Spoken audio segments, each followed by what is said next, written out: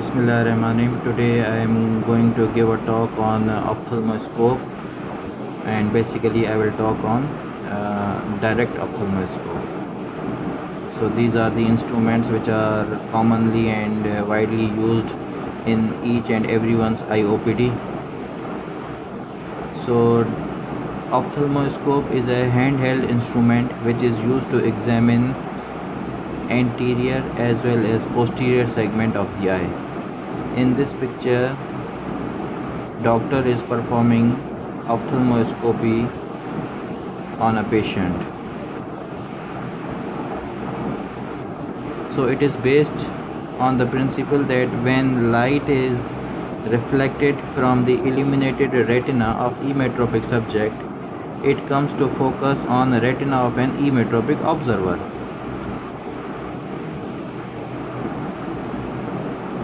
So this is the pictorial presentation of the principle of ophthalmoscope, in which is showing that when we illuminate retina of the subject, how the light reflects back with the help of lenses and is focused on the retina of an emmetropic observer.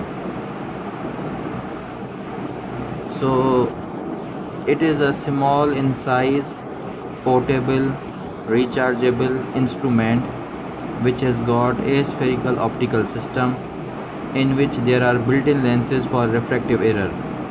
Whether the subject has got any refractive error or the observer has any refractive error like myopia or hypermetropia, the lenses can correct those refractive errors, but there is no facility of the astigmatic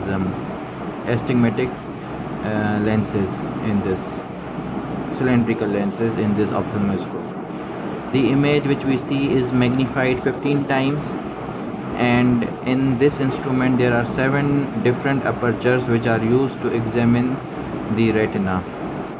It also contains red free filters, blue cobalt filter, and as I already told you that it can be used to examine anterior segment of the eye, like we can see cornea with plus 15 diopter lens or plus 20 diopter lens.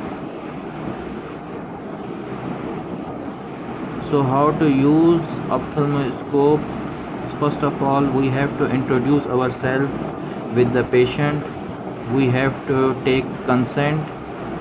We have to stand on a right position, and we have to be at the level of the patient. Okay, so I use mnemonic IPP: introduction, permission and position.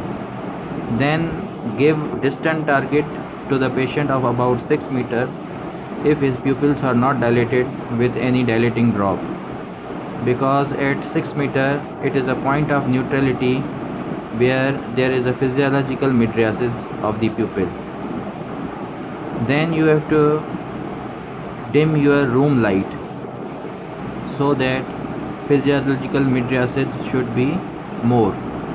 Physiological mydriasis is more in dark as compared to light. Okay, so if you have to examine the right eye of the patient, you have to hold the ophthalmoscope in your right hand, you have to use your right eye, and you have to stand on the right side of the patient. Okay, if you and your patient is emmetrope, then there is no need to use lenses. But if you or your patient have any refractive error, then use the lenses accordingly and record your findings on a paper. So while examining the eye, we are looking for red reflex or choroidal reflex. We are looking for optical media. So while examining the eye, we are looking for red reflex, optical media and cornea. There are 4 optical media: cornea, aqueous, lens and vitreous. So we have to look for all these refractive media, and in the end we have to see optic disc, vessels and macula. So the different reflexes which we have to see are oil droplet reflex, which occurs in a disease called keratoconus. We have to see white reflex. So there is a DD of white reflex in which we can see number 1 is cataract, number 2 is in a newly born patient. If there is a white reflex, then there could be a possibility of either a cataract or retinoblastoma, persistent hyperplastic primary vitreous, Coats disease, retrolental fibroplasia, and so on. So you have to be very much vigilant in excluding the disease. Then red or choroidal reflex. This is the normal reflex which is present in almost every individual. Black reflex we get in a disease called vitreous hemorrhage, and in a disease which is sudden painless decreased in vision which causes, that is retinal detachment, and in that we get a gray reflex. Now Bruckner's reflex, it is a reflex, a brightening reflex present in a squinting or deviating eye. If the one eye is deviated and the other eye is straight, then the deviated eye will be more brightened, and this is called Bruckner's reflex. So these are the reflexes which we see with the help of ophthalmoscope. So now what are the factors that affect the field of view? Pupillary diameter, if it is small, it can restrict your field of view. If it is dilated, you can easily see the periphery of the retina and macula. Distance between observer and subject is directly proportional to each other.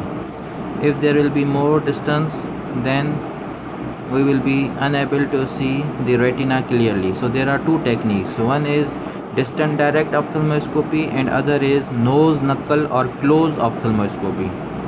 Okay, so in distant direct ophthalmoscopy we are seeing actually the optical media and choroidal reflex, while in close or nose knuckle ophthalmoscopy we have to see the cornea and retina, macula, vessels and posterior pole. So refractive status of the eye is directly proportional either of the observer or of the subject.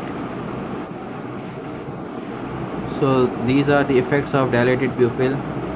On the left side diagram, little portion of the retina is seen if the pupil is not dilated, but if the pupil is dilated properly, a larger portion of the retina can be seen. So this is another figure showing the image formation in the dilated and undilated pupils. This is the figure showing refractive error of the pupil's eye, in which we see the Stump's conoid is formed. So this is the figure which is showing that if the observer and the subject both are emmetropic, then the lines are focused on the retina of each other's eye. But if the patient is myopic and the observer is emmetropic, then we have to use convergent lenses. And if the patient is hyperopic and the observer is emmetropic, then we have to use the divergent lenses to bring the rays to be focused on the retina. Okay, so this is the indirect ophthalmoscope that I will tell you in my another lecture. Thank you for your patience, listeners. Allah Hafiz.